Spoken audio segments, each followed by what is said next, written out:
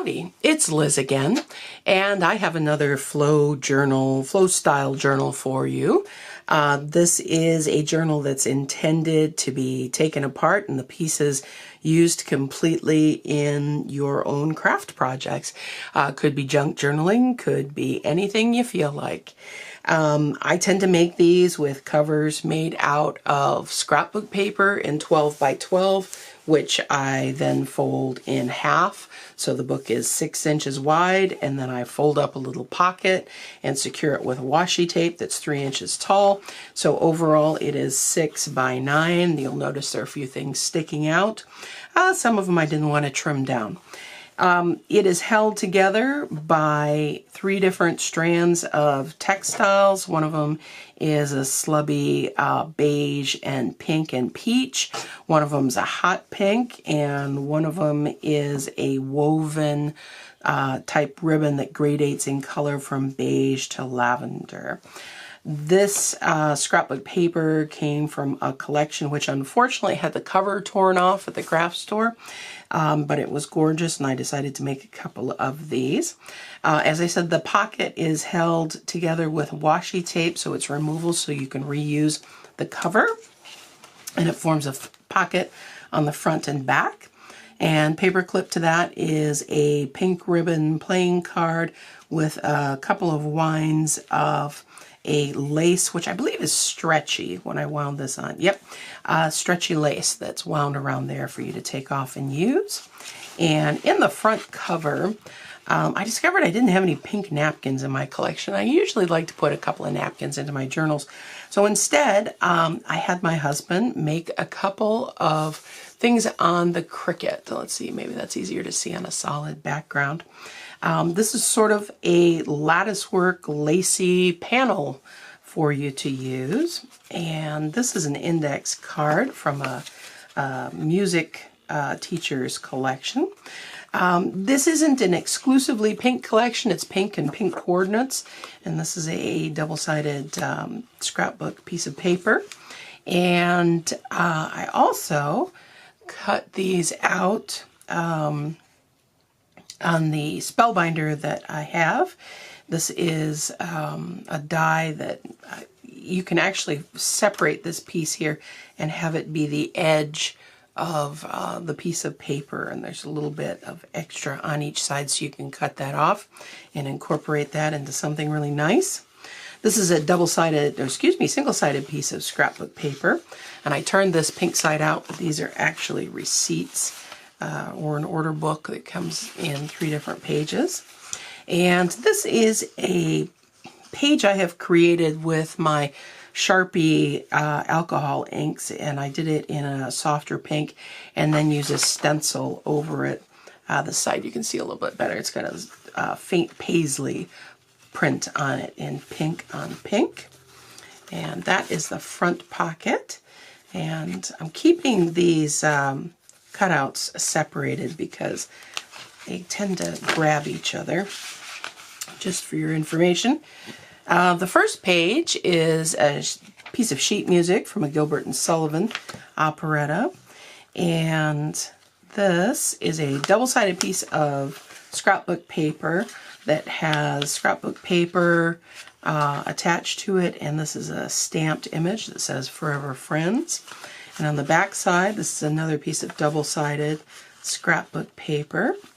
This is a fantastic image that's in the public domain at the New York Public Library. If you haven't been there yet, check them out. There's some fantastic pictures there. This is a book from the 1800s called St. Elmo. This is a piece of pink stationery, very pale pink, almost a little peachy, and I believe the envelope is in here as well. This is a section from a book I have on plants, and I picked out the pink pages to put in here. This is a book in French, and there are actually 2 pages, and they're still attached here. They were just a little bit larger than 6 by 9, so I did have to fold them. This is another page that I sprayed, and I did it first in light green and then in a little bit bluish green with a viney leaf stencil. This is a double-sided piece of the heavier scrapbook paper with a stamped image and another double-sided piece attached to it. And on the back, stamped image, double-sided scrapbook paper. And I love these hair clips. They're just so fun. This is a page from a book about artists and their personal journals. And I thought this would be some great inspiration. And there's a lovely image on this side I particularly liked. Dictionary page, double-sided scrapbook paper again, and piece of scrapbook paper. This one's double-sided, it's 6 by 12, big stripe on the back. This is another one of those images, I believe, from the New York Public Library. This is a cover from sheet music called Summer Girl. Very pretty woman in a pink dress. 2 pages from a book from, I believe, the 1920s. Piece of gridded paper, another stamped image that says "Let It Be," and 2 more pieces of the double-sided scrapbook paper. This one's also double-sided. This one's double-sided, faint mottled peach on that side and marble on this side. And then 2 more coordinating pieces of scrapbook paper. This is a teacher's ledger, and what I liked about it so much is that it's sort of a teal color, red and purple. Usually they come in green and aren't that interesting, but this one's a fun one. This is a sheet from a train schedule from Europe from the 70s, but it got a lot of sun exposure, has some great color. This is a page from a Harry Potter coloring book. Some great images on this. There's Hagrid and Diagon Alley. Piece of scrapbook paper, double-sided scrapbook paper. And then in the center, I have folded over an envelope. There are 2 different things in it. On this side, there are, I believe, 10 different pieces of 3-inch fabric squares and an assortment of pink shades. And on the other side, the scrapbook paper set came with some tags that were ready to be cut out. So here are a couple of those. I think there were about 12 different colors in the scrapbook pages, so got a couple of little tags there. Check that so I didn't bend any of those. And here we mostly have the back sides of the pages you've seen previously. Another stamped image and another double-sided piece of cardstock. And the grid paper. This is another image, I think, from the New York Library, and it has little people climbing up onto the shoe. It's just a fabulous image. And it has a chop mark, I believe, right here, which indicates to me that it's Asian, but I'm afraid I can't tell you if it's Chinese or Japanese. Or Korean, for all I know, but I know that the Chinese and Japanese use red chops. Okay, more pages. The back side of that green one. Pink flowers again. Stationery. This is another image. This is from a ball at Madison Square Garden from February 8th, 1907, the Grand Masquerade. And this is a mandala image that my husband made on the Cricut, printed and cut it out. He's been playing with it. It's quite cute.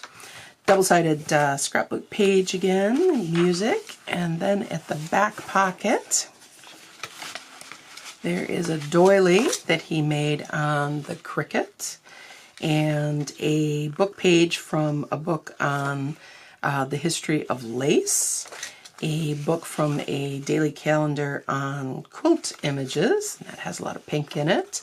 This is a book from a page from a book that I have that has a mottled pink and sort of burgundy and orangish salmon graphics on it.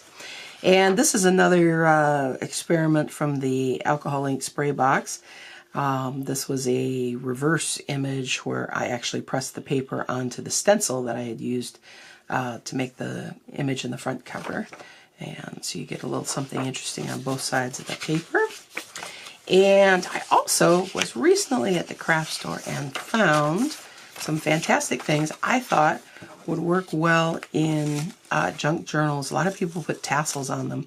And this is, it's a jewelry component. It's called a bracelet bar, but it has a giant jump ring on both ends.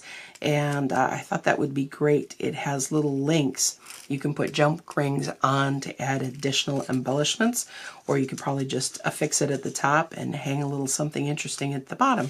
So I threw that in there so that you could incorporate it into your junk journal if that's what you happen to be making. Otherwise, maybe you can repurpose it for something else. All right, this is going to be in my Etsy store. I thank you very much for looking. Look around to see if I have any other interesting videos you might like to watch. I have several on junk journaling, and I also am periodically putting up things for my Etsy store. Thanks so much. Have a great night. All right, having said that the peach-colored envelope that matched that stationery was in the book, it was actually sitting next to it. So let me show you what's in that. These are from my button collection. A couple of these are vintage buttons. I'm fairly certain this came off a suit that my grandmother had. Great texture on one side.